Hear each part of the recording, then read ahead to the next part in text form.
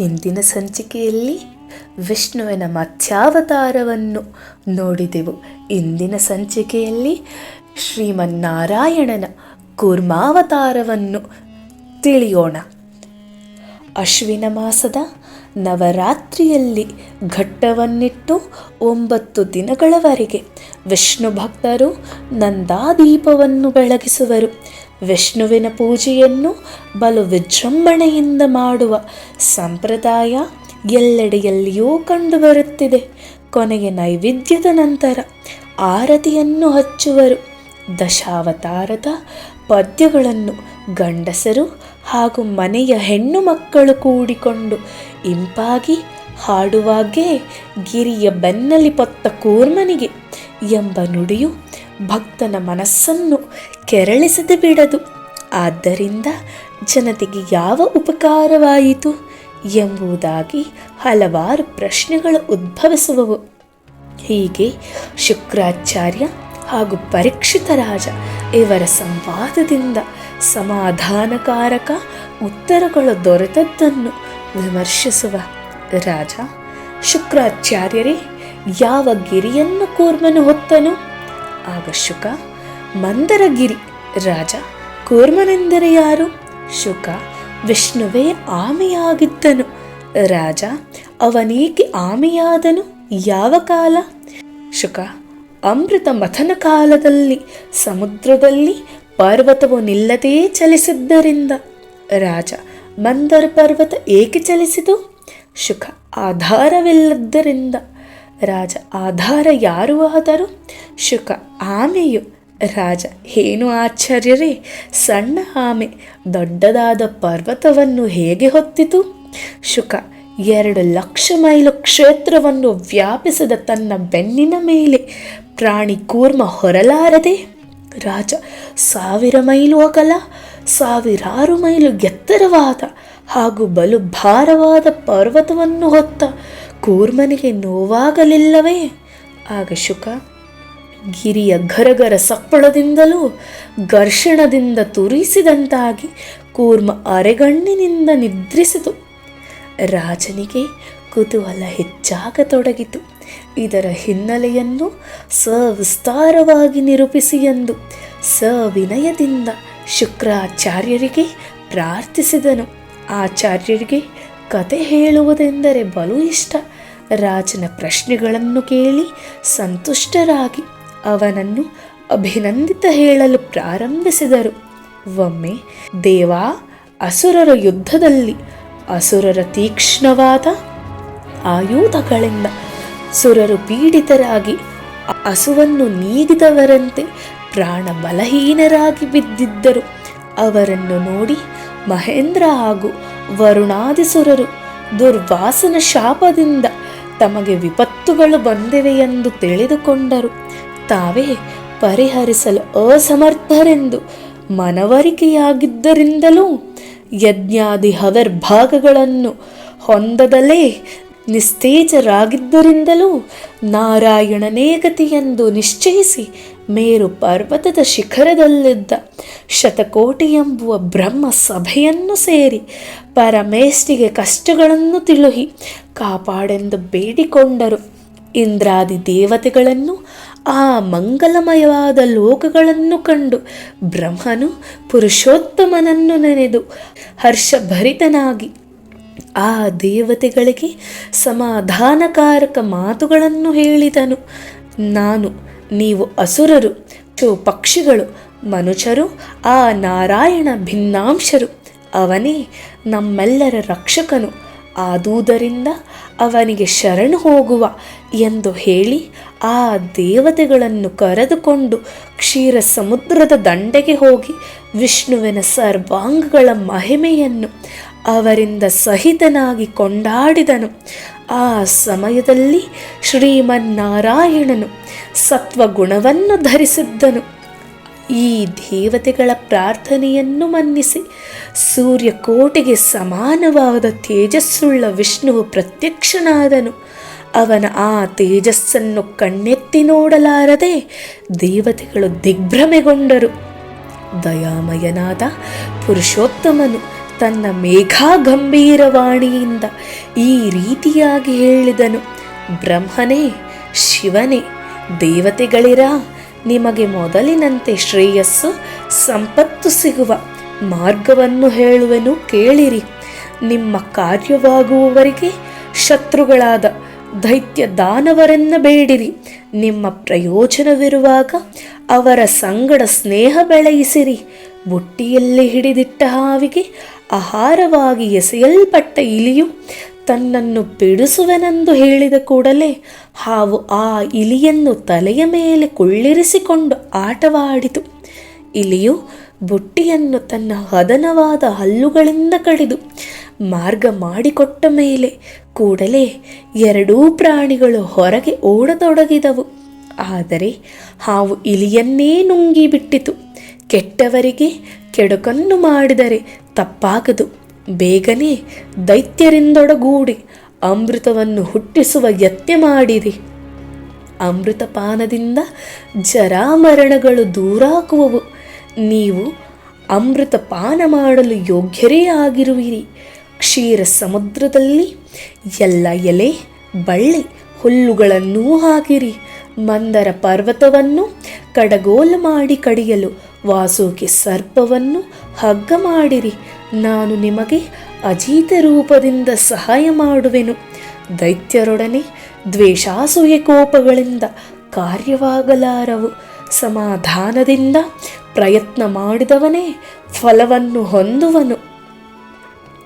ಇತಿ ದೇವಾನ್ ಸಮಾಧಿಶ್ಯ ಭಗವಾನ್ ಪುರುಷೋತ್ತಮಃ ತೇಷಾಮಂಥರ್ದಧೇರಾಜನ್ ಸ್ವಚ್ಛಂದ ಗತಿರೀಶ್ವರಃ. ಈ ರೀತಿಯಾಗಿ ಭಗವನ್ನಾರಾಯಣನು ಆ ದೇವತೆಗಳಿಗೆ ಉಪಾಯಗಳನ್ನು ಹೇಳಿಕೊಟ್ಟು ಮಾಯವಾದನು. ದೇವತೆಗಳು ಭಗವಂತನ ಆಜ್ಞೆಯನ್ನನುಸರಿಸಿ ಬಲಿರಾಜನ ಸಭೆಗೆ ಹೊರಟರು.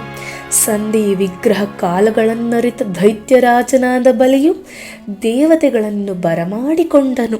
ಮಹೇಂದ್ರನು ಮಧುರ ವಚನಗಳಿಂದ ಪುರುಷೋತ್ತಮನು ಕಳಿಸಿದಂತೆ ಎಲ್ಲ ವಿಷಯಗಳನ್ನೂ ತಿಳಿಸಿದನು. ಶಂಬರ, ಅರಿಷ್ಟ, ನೇಮಿ, ತ್ರಿಪುರಾಸುರರೇ ಮುಂತಾದ ಸೇನಾಪತಿಗಳ ಸಮ್ಮತಿಯಿಂದ ಬಲಿರಾಜನು ದೇವತೆಗಳೊಡನೆ ಸಂಧಿ ಮಾಡಿಕೊಂಡನು. ಆಗ ದೇವದಾನವರು ಪರಮೋತ್ಸಾಹದಿಂದ ಅಮೃತವನ್ನು ಪಡೆಯಲು ನಿಶ್ಚಯಿಸಿದರು. ದೇವದಾನವರು ಕೂಡಿಕೊಂಡು ಸ್ನೇಹಿತರಾಗಿ ಮಂದಾರ ಪರ್ವತದ ಬಳಿ ಬಂದರು. ತಮ್ಮ ತಮ್ಮ ಶಕ್ತಿಯನ್ನು ಉಪಯೋಗಿಸಿ ಆ ಗಿರಿಯನ್ನು ತಮ್ಮ ವಿಶಾಲವಾದ ಬಾಹುಗಳ ಮೇಲೆ ಇಟ್ಟುಕೊಂಡರು. ಕ್ಷೀಳ ಸಮುದ್ರದಲ್ಲಿ ಇಟ್ಟು ಕಡೆಯಲು ಕಡಗೋಲು ಸಿದ್ಧವಾಯಿತೆಂದು ಕೇಕೆ ಹಾಕುತ್ತಾ ಬಂದರು. ಆದರೆ ಪರ್ವತದ ಭಾರ ಬಹಳ ಹೊರುವುದು ಅಸಾಧ್ಯವಾದುದರಿಂದ ಅದರ ಕೆಳಗೆ ಬಿದ್ದು ಪುಡಿಪುಡಿಯಾದರು. ಸಾವಿರಾರು ದೇವದಾನವರ ಕೈಕಾಲು ಮುರಿದವು. ಉತ್ಸಾಹ ಭಂಗವಾಯಿತು. ಇಲ್ಲಿಯ ಇಂಥ ದುರ್ಧರ ಪ್ರಸಂಗದಲ್ಲಿ ಗರುಡಧ್ವಜನು ಆ ಅಂಗಹೀನರಾದವರ ಮೇಲೆ ಕರುಣಾದೃಷ್ಟಿಯನ್ನು ಹರಿಸಿ ಅವರನ್ನು ಉಜ್ಜೀವಿಸಿ ಪೂರ್ಣಾಂಗರನ್ನಾಗಿ ಮಾಡಿದನು.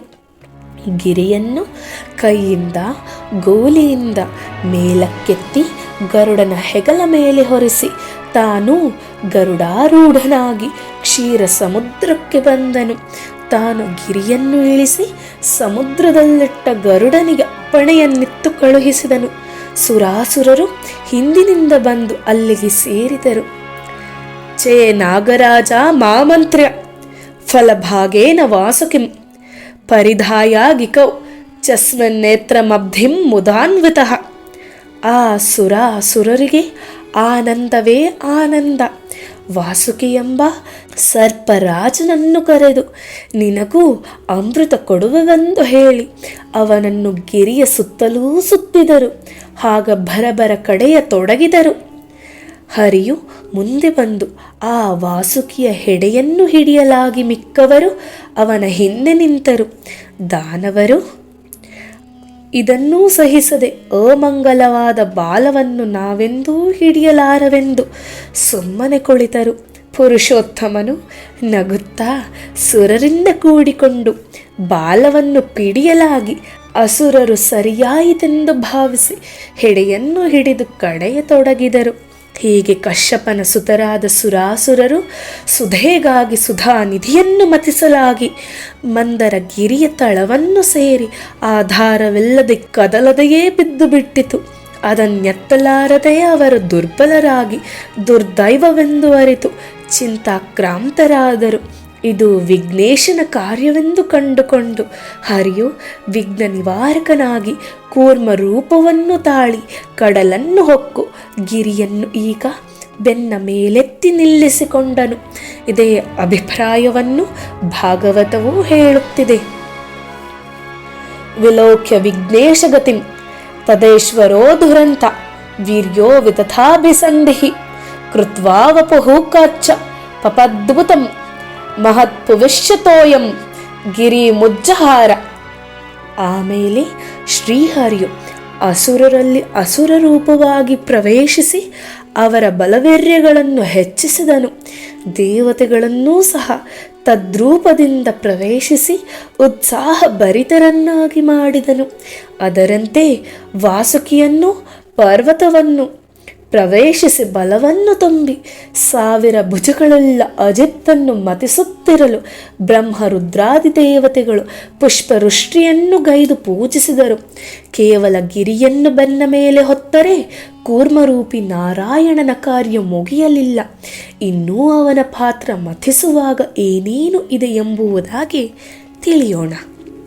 ಕೂರ್ಮರೂಪಿಯು ಎಲ್ಲ ವಸ್ತುಗಳಲ್ಲಿ ಪ್ರವೇಶಿಸಿರುವುದರಿಂದ ಕಾರ್ಯ ಭಯಂಕರವೆನಿಸಿ ಸಮುದ್ರದಲ್ಲಿಯ ಮೀನುಗಳು, ಮೊಸಳೆಗಳು, ಆಮೆಗಳು, ಚೇಳುಗಳು ಮೊದಲಾದ ಜಲಜಂತುಗಳು ತಳಮಳಗೊಂಡವು.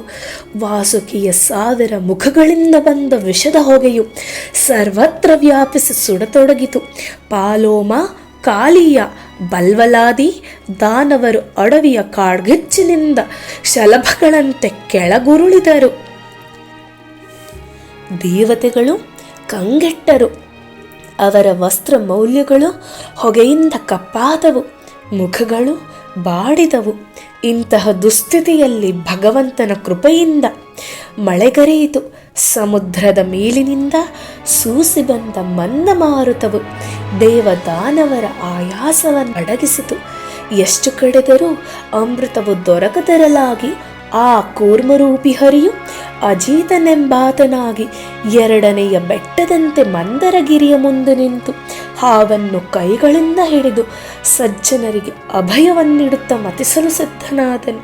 ಅವನ ಆಗಿನ ರೂಪ ಬಲು ಶೋಭಿಸುತ್ತಿತ್ತು. ಮೇಘದಂತೆ ಕಪ್ಪು ಬಣ್ಣದವನು, ಬಂಗಾರದ ಉಡುದಾರವನ್ನು ಟೊಂಕಕ್ಕೆ ಕಟ್ಟಿದವನು, ಕರ್ಣಕುಂಡಲಗಳನ್ನು ಹಾಕಿಕೊಂಡವನೂ ಆಗಿದ್ದನು. ಶಿರದಲ್ಲಿ ಮುಡಿದ ಮಾಲೆಯು, ಕೊರಳಲ್ಲಿ ಧರಿಸಿದ ವನಮಾಲೆಯು ಭರದಿಂದ ಮತಿಸುವಾಗ ಅವನ ಮುಖವನ್ನು ಅಲಂಕರಿಸಿದವು. ಗುಡುಗುಡು ಧ್ವನಿ ಕೇಳಿ ಬಂತು. ಮಹಾಜ್ವಾಲೆಗಳನ್ನು ಕಾರುತ್ತಾ ಹಾಲಾಹಲ ವಿಷವೂ ಪುಟ್ಟಿತು. ಅದು ಮಹಾವೇಗದಿಂದ ಎಲ್ಲ ದಿಕ್ಕುಗಳನ್ನು ಕಾರ್ಮೋಡಗಳಂತೆ ತುಂಬಿತು. ಅದರ ತಾಪವನ್ನು ತಡೆಯಲಾರದೆ ಪ್ರಜೆಗಳು ಭೀತರಾಗಿ ಲೋಕಪಾಲಕರಿಂದ ಒಡಗೂಡಿ ಸದಾ ಶಿವನಿಗೆ ಶರಣಾಗತರಾದರು. ದೇವದೇವ ಮಹಾದೇವ, ಭೂತಾತ್ಮನ ಭೂತಭಾವನು, ತಾಹೀನ ಶರಣ ಪನ್ನಾನ, ತ್ರೈಲೋಕ ದಹನಾದ್ವಿಭಾತ, ತ್ವಮೇಘ ಸರ್ವಜಗತ್ ಈಶ್ವರೋ ಬಂಧ ಮೋಕ್ಷಯೋಃ, ತತ್ವಾಮರ್ಚಂತಿ ಕುಶಲಾಃ ಪ್ರಸನ್ನಾರ್ತಿಹರಂ ಗುರುವಂ. ಶಂಕರ ನಾರಾಯಣ ದೇವದೇವ ಮಹಾದೇವ, ಈ ವಿಷವು ಲೋಕಗಳನ್ನೆಲ್ಲ ಸುಡುತ್ತಿದೆ. ಎಲ್ಲೋ ಸಂಕರ್ಷಣ, ಬಂಧ ಮೋಕ್ಷಗಳು ನಿನ್ನಿಂದಲೇ ಆಗುತ್ತಿವೆ.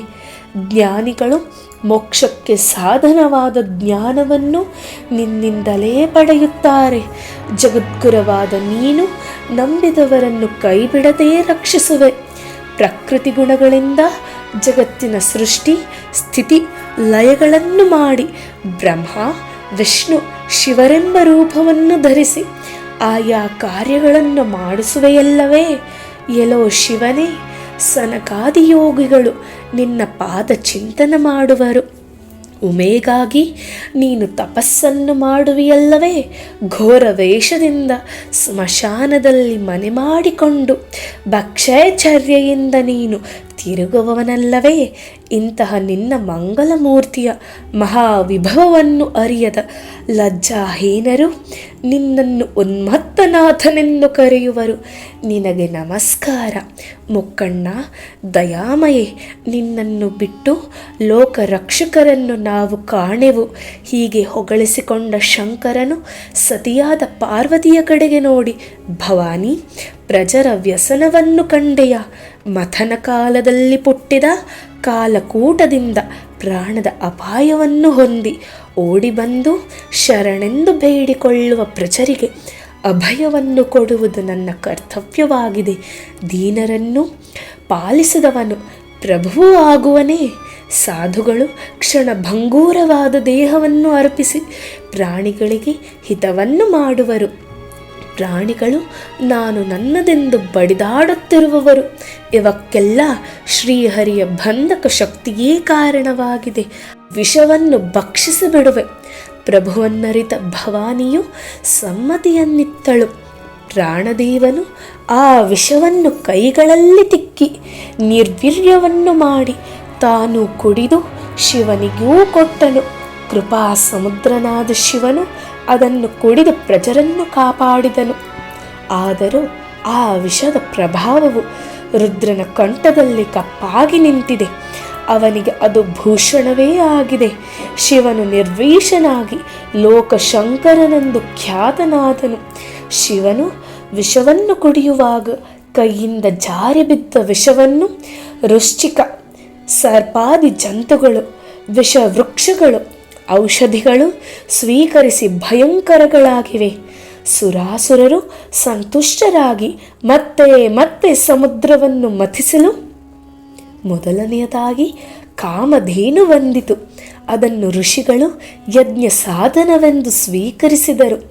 ಆಮೇಲೆ ಚಂದ್ರನಂತೆ ಬೆಳ್ಳಗಾದ ಉಚ್ಚಿಶ್ರವ ಎಂಬ ಕುದುರೆ ಕಂಡಿತು. ಅದನ್ನು ಬಲಿಯು ಬಯಸಿದನು. ಅಜೇತನ ಸೂಚನೆಯನ್ನು ಮನ್ನಿಸಿ ಸ್ವರ್ಗಾಶ್ವವನ್ನು ಅವನಿಗೆ ಬಿಟ್ಟು ಇಂದ್ರನು ಸುಮ್ಮನಾದನು. ಆಮೇಲೆ ಐರಾವತವೆಂಬ 4 ದಂತಗಳುಳ್ಳ ಬಿಳಿಯ ಗಜರಾಜನನ್ನು ಇಂದ್ರನು ಸ್ವೀಕರಿಸಿದನು.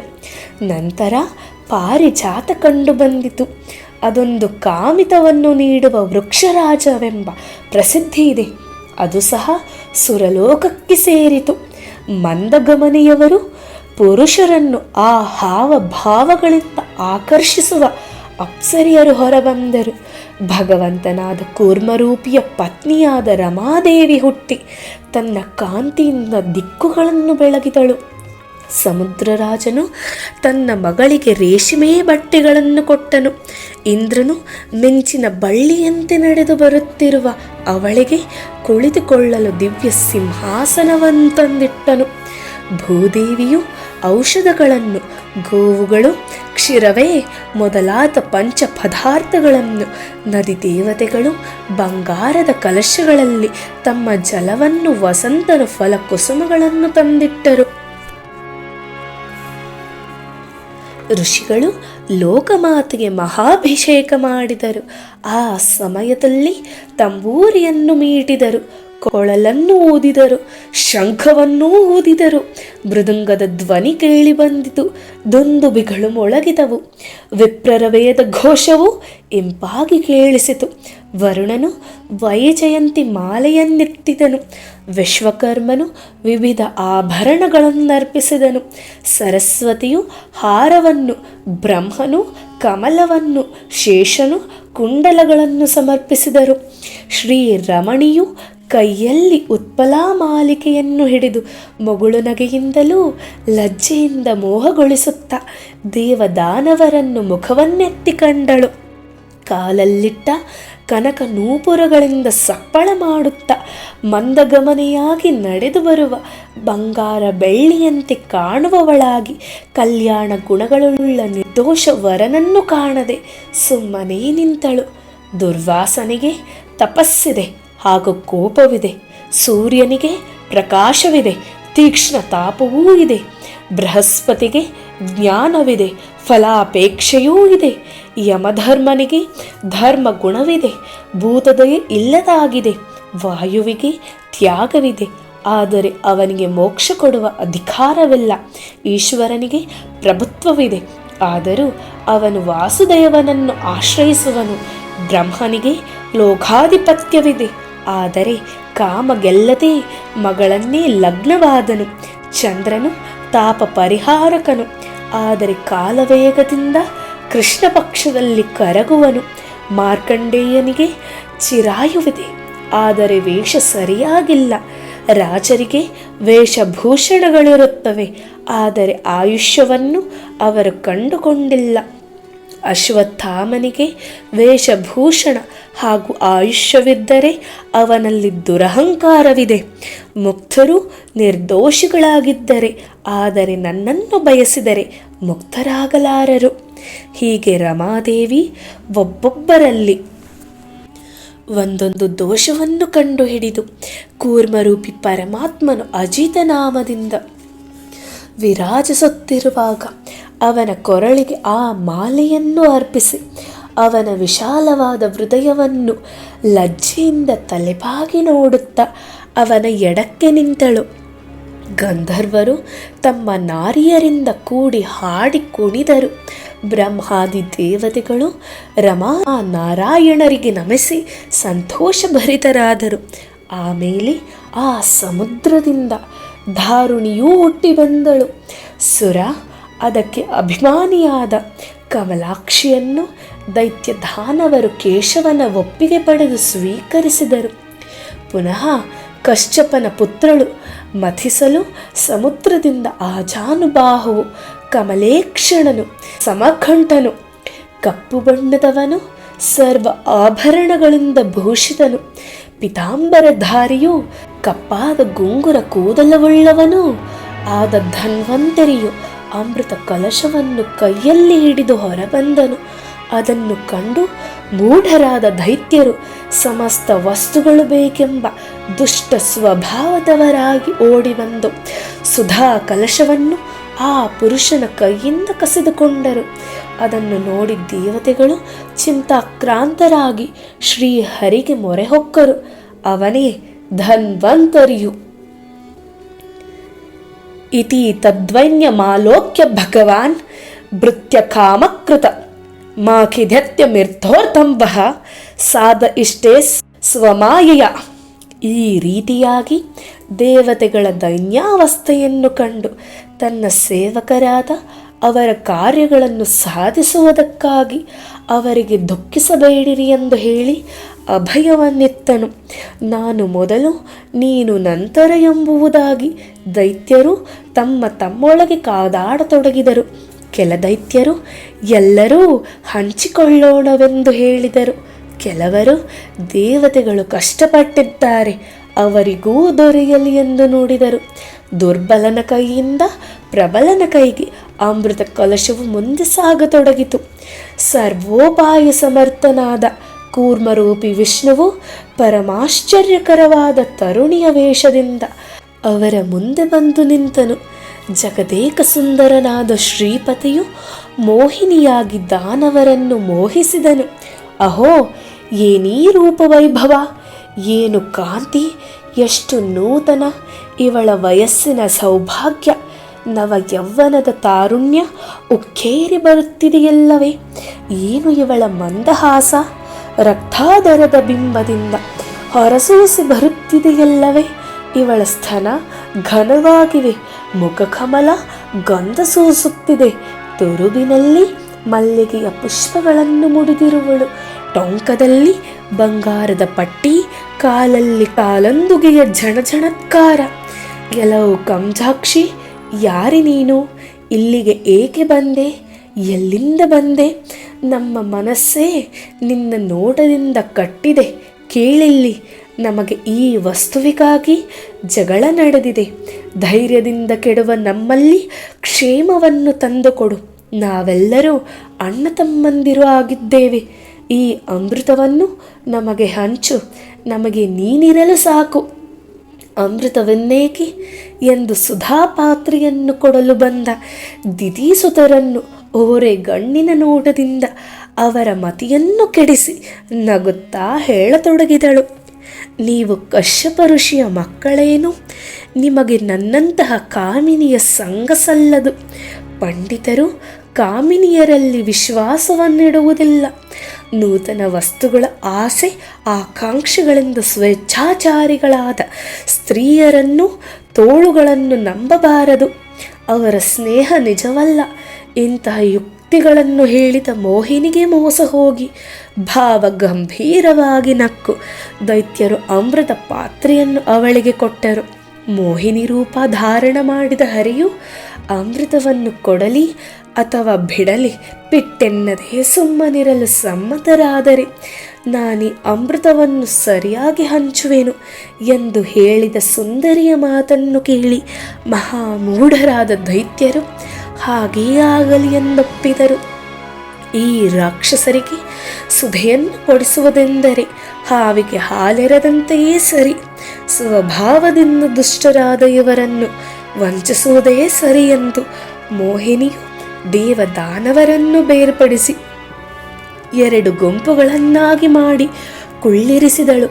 ಕಲಶವನ್ನು ಹಿಡಿದು ದೈತ್ಯರ ಸಾಲಿನಲ್ಲಿ ಹಾದು ನಡೆಯುತ್ತಾ ದೂರದಲ್ಲಿದ್ದ ದೇವತೆಗಳಿಗೆ ಸುಧೆಯನ್ನುಣಿಸುವ ಮೋಹಿನಿಯು ಮೋಸವನ್ನು ಮಾಡಿ ದೈತ್ಯರು ಆಕೆಯ ಸ್ನೇಹ ಸಂಘಗಳು ಹಾಳಾಗುವುವೆಂದು ಭಾವಿಸಿ ಭಯದಿಂದ ಆಕೆಯ ಮಾತನ್ನು ತಾವೇ ಒಪ್ಪಿರುವುದರಿಂದ ವಿವಾದ ಮಾಡುವುದು ಸರಿಯಿಲ್ಲವೆಂದು ಸುಮ್ಮನಿದ್ದರು.